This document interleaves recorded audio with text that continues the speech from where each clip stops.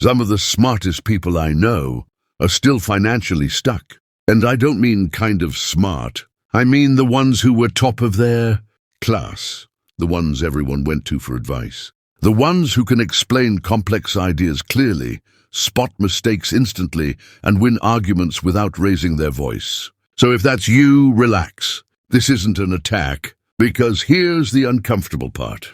They're not stuck because they lack intelligence. They're stuck because intelligence alone doesn't unlock wealth. In fact, and this part surprises a lot of people, being smart can actually make this harder. Think about it. Smart people are trained to think things through, to analyze, to be careful, to avoid mistakes, which sounds great, until you realize wealth doesn't reward careful thinking the way school and jobs do. School rewards correct answers. Jobs reward reliability. But wealth rewards positioning. And here's where the confusion starts. Smart people assume that if they just understand money better, read one more book, get one more certification, wait for a little more clarity, everything will click. But money doesn't move when your understanding is perfect. It moves when your position is right. This is why you see people who are objectively less intelligent, sometimes painfully less intelligent, doing far better financially, and that can be frustrating. Actually, no. Let's be honest. It can be annoying. You start asking questions like, how is this person ahead of me? What am I missing? Am I doing something wrong? And the answer is no. You're not dumb. You're not lazy. You're not broken. You're just playing by rules that don't reward intelligence. Rules you were never told were optional. Rules that quietly guide smart people towards stability, not wealth. Rules that reward being impressive instead of being in control. Once you see those rules, something shifts. You stop blaming yourself. You stop trying to outthink the game. And you start asking a much more dangerous question. What game am I actually playing? That's what we're talking about today. Here's where most smart people misunderstand the problem. They assume wealth is just a harder version of intelligence. Like if you keep learning, keep improving, keep sharpening your skills, money will eventually catch up. That logic makes sense. It just doesn't work. Intelligence is incredible at solving problems. Give a smart person a clear task, clear rules, and a clear goal, and they'll crush it. That's why smart people thrive in school, in careers, in professional environments. They know how to climb. But wealth doesn't reward problem solvers nearly as much as it rewards positioning. And that's the shift most people miss. Let me put it simply. Smart people optimize effort. Wealthy people optimize position. Effort asks, how do I do this better? The position asks, why am I the one doing this at all? Effort says, if I work harder, I'll earn more. Position says, if I own this, the work earns for me. Picture a ladder. That's an effort. Each rung is a promotion, a raise, another credential. You climb carefully, just step by step, and yes, you can get pretty high. Now picture an elevator. That's leverage. Same building, same destination. But instead of climbing, you step inside, press a button, and let the system move you. Smart people are usually fantastic climbers. They've been practicing their whole lives. But climbing skill doesn't matter much if the real gains are happening in elevators you're not even allowed to see. And here's the uncomfortable part. The ladder feels honest. You earn every step. The elevator feels suspicious, almost unfair. So smart people stick with what feels deserved. They perfect their resumes. They negotiate slightly better salaries. They optimize their time down to the minute. All while someone else, often less impressive on paper, stands in a better position and lets the system do the heavy lifting. This isn't about being lazy. It's about understanding what the game actually rewards. Wealth doesn't ask, how smart are you? It asks, what do you control? Once you see that, the problem isn't that you're not working hard enough. It's that you've been climbing beautifully in the wrong structure. Here's the first hidden rule most smart people never question. From a very early age, intelligence is trained to serve systems, not build them. Think about how school actually works. You're rewarded for showing up on time, for following instructions, for giving the correct answer, not a disruptive one. Do that consistently and you're labeled smart. And to be clear, this isn't evil, it's efficient. Systems need reliable participants, not renegades. So smart people learn something subtle but powerful. If I do what's expected, things work out. And most of the time, they do. Top grades lead to top universities. Top universities lead to top jobs. Top jobs lead to stable income, respect, and just enough comfort to stop asking dangerous questions. Here's the catch. Wealth doesn't reward obedience. It rewards ownership. It doesn't reward accuracy. It rewards risk tolerance. And it doesn't reward things the right way. It rewards asymmetrical upside, situations where one good decision can outweigh hundreds of safe ones. That's a completely different game. The smarter you become inside a system, the more valuable you become to it, not outside it. Which explains a very common pattern. The top student becomes the top employee. The top employee becomes the most dependable person on the team. The most dependable person becomes irreplaceable. Sounds good, right? Except irreplaceable often means uncomfortable.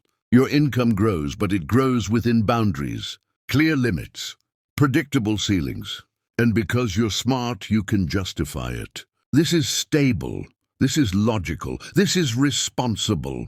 Meanwhile, wealth is being built by people who were never the best at following instructions, only the best at questioning them. Not reckless people, not stupid people, but people willing to step outside the system and look a little foolish early on. That's why intelligence can feel like a trap.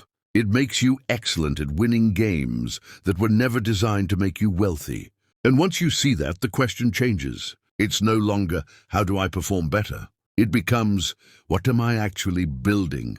Or do I just work inside what someone else owns? That's the rule most smart people miss. Here's another rule that quietly holds smart people back. Smart people love certainty. And again, this makes sense. Intelligence is trained on predictability. You gather information. You analyze patterns. You reduce risk. You wait until the answer feels solid. That's how you get good grades.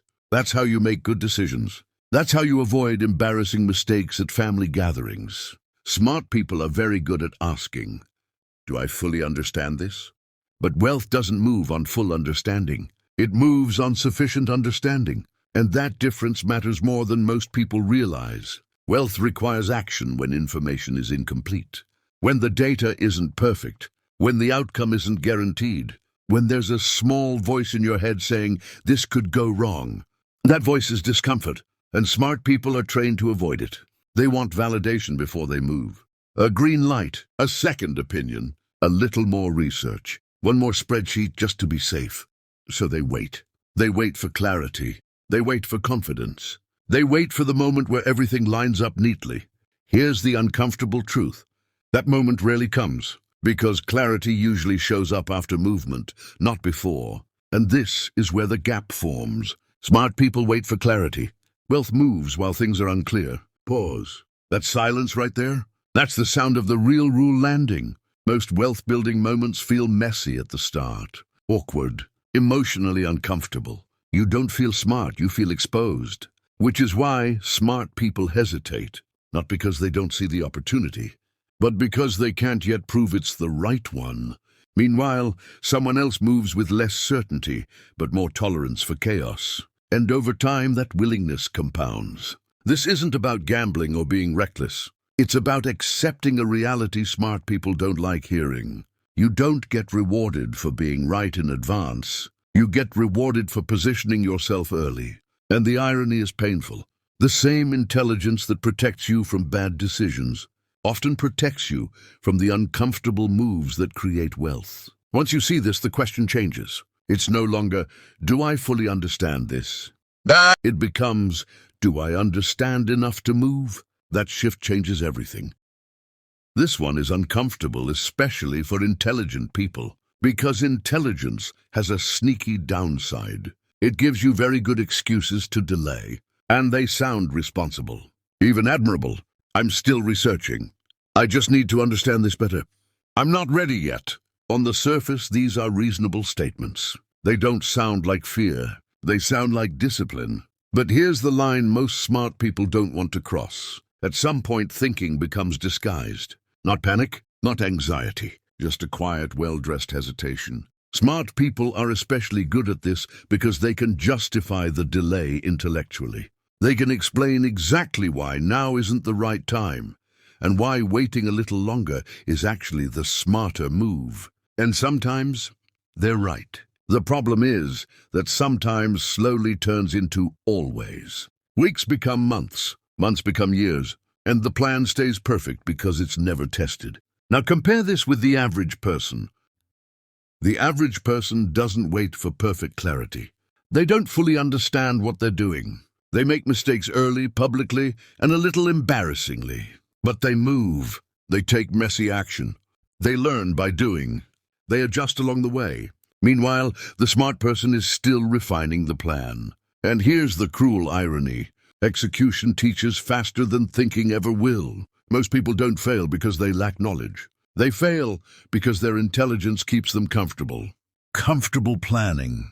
Comfortable preparing. Comfortable feeling productive without being exposed. Action removes that comfort. Action introduces feedback. And feedback is risky because it can prove you wrong. So intelligence steps in to protect the ego. Let's wait. Let's refine. Let's be sure. Before you know it, delay feels like wisdom. But wealth doesn't reward potential. It rewards movement. Not perfect movement. Not confident movement. Just movement. The difference is simple and it hurts a little. The average person builds momentum with imperfect action. The smart person builds confidence in theory and stalls in reality. Once you notice this pattern, you can't unsee it. The real question stops being, am I ready? And becomes, am I using my intelligence to move forward or to stay safe? That question changes behavior. This might be the deepest trap of all. Smart people don't just have intelligence. They identify with it. Being competent becomes part of who you are. Being respected matters. Being the person who knows what they're doing feels safe and earned. Over time, intelligence stops being a tool and starts being an identity. And identities are fragile, because once you're known as the smart one, the pressure changes. You don't just want to succeed, you want to avoid looking foolish. You don't just want to try, you want to be right. Wealth doesn't care about any of that. Wealth requires you to look confused early, to ask dumb questions, to be wrong in public. To try something that doesn't work and have people quietly think, I thought they were smarter than this. That's a hard pill to swallow. Smart people protect their reputation carefully.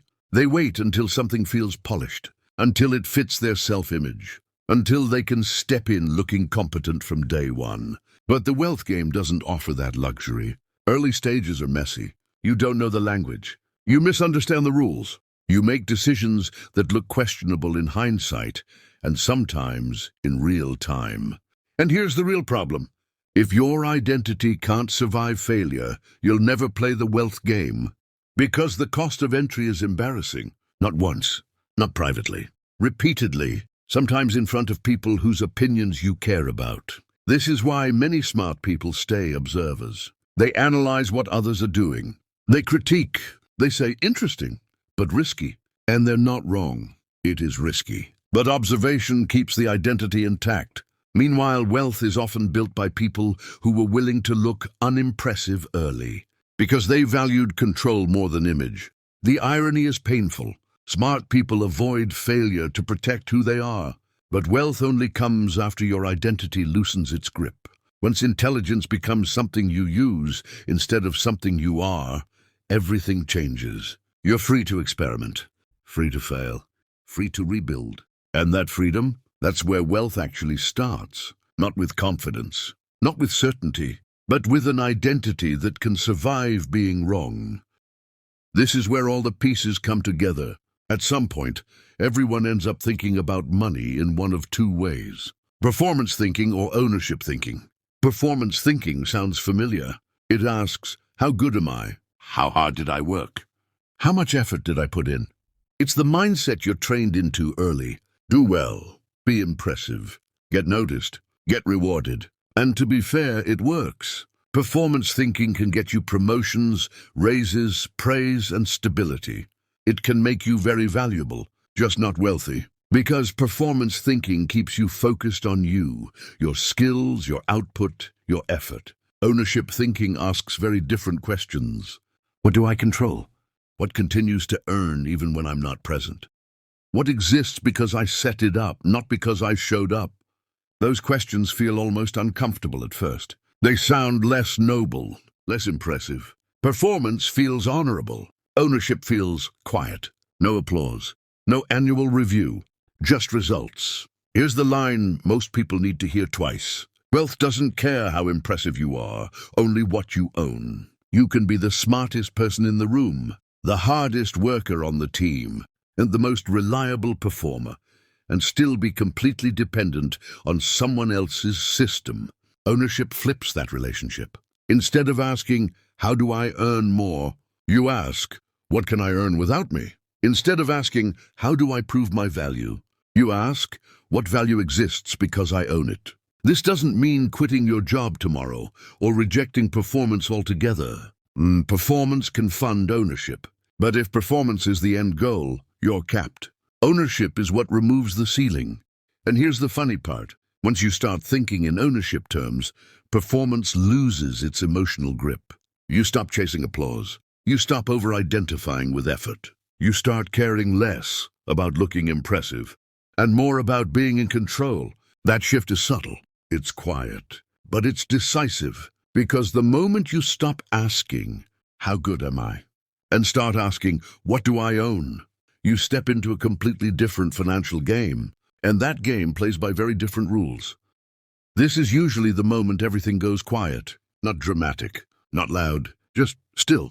Because the moment you see these rules, you stop blaming yourself. You stop replaying every decision, wondering what you did wrong.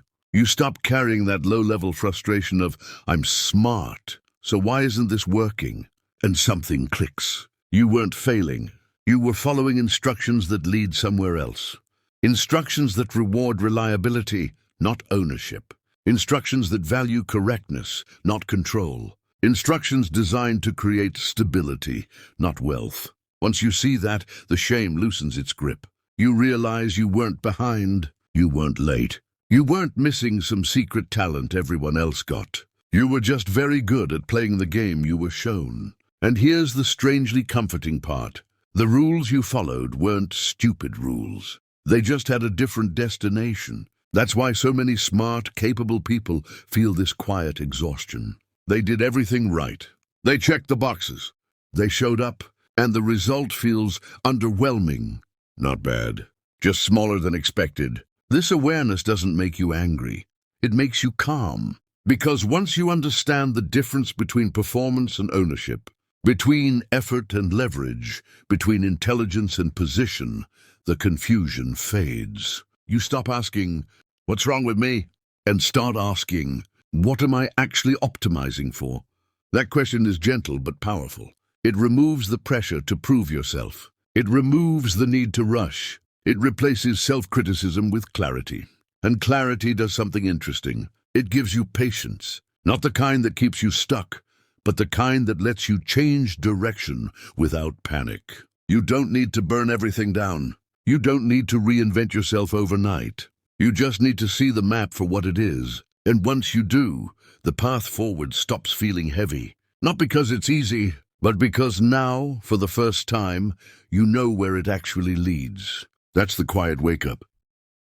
So, how do smart people finally win? Not by becoming louder, not by taking reckless risks, and definitely not by pretending intelligence doesn't matter. You win by redirecting it. The first shift is this. Stop optimizing effort. Start seeking leverage. Smart people are incredible at squeezing more output from themselves. Better systems, better schedules, better focus. But leverage asks a different question. What happens if this works once but pays repeatedly? Leverage lives in ownership, automation, distribution, and systems that don't need you present every time value is created. It's the difference between pushing harder and setting something up that pushes for you. The second shift is more uncomfortable. Trade some certainty for optionality. Certainty feels safe. Optionality creates upside. Smart people love knowing what's going to happen. But wealth grows where multiple outcomes are possible, and a few of them are very good. And that means accepting temporary ambiguity, not chaos, Not gambling, just the humility to move before everything feels locked in. Optionality is how small bets turn into big doors later. The third shift is subtle but critical. Build assets before chasing status. Status feels good. Titles feel earned. Recognition is addictive. Assets are quieter, sometimes boring, often unimpressive early on. But assets do something status never will. They compound. They grow while you sleep. They create choices. They reduce dependence on approval. This doesn't mean rejecting ambition. It means aiming it in a direction that lasts. And here's the line worth remembering, because it ties everything together. Intelligence is powerful once it's pointed at ownership. Your ability to think, analyze, and learn is not the problem. It's the solution, once it's no longer trapped in performance mode. When intelligence stops trying to prove itself and starts building things it controls, progress feels quieter, less dramatic, but far more real. That's how smart people finally win, not by becoming someone else, but by playing a different game on purpose. If what we just covered resonates with you, take a moment to breathe. You're not behind, you're not failing. You're not some financial underachiever doomed to repeat the mistakes of everyone around you. You're just early in seeing the rules most people never notice. Early in noticing that the system rewards things intelligence alone doesn't. Early in realizing that effort, accuracy, and being right don't always translate to real wealth. And that's actually a good thing. Being early means you have time to adjust, time to act deliberately, time to move in ways that others will only understand in hindsight. Most people are too busy chasing the illusion of certainty, trying to look impressive, or simply following instructions that lead somewhere else. You're not. You've already stepped off the autopilot. You're paying attention to the underlying patterns. You're noticing the hidden rules, the ones that determine who truly builds wealth and who just accumulates stress. And here's the kicker, noticing is half the battle. Once you see it, your decisions become easier. Your options expand.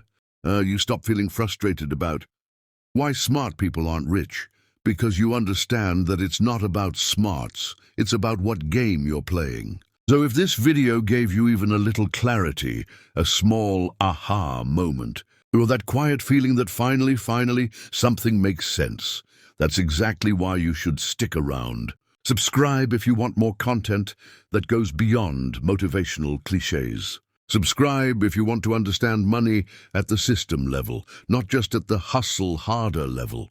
Because the truth is, there's a big difference between working smart in a system that doesn't reward you and building structures that actually make money work for you. And the sooner you start thinking in those terms, the sooner the real results begin. So take a step, hit subscribe, watch the next video. Not because you're behind, not because you're failing, but because now you see the rules that most people never even notice. And seeing is the first step toward owning.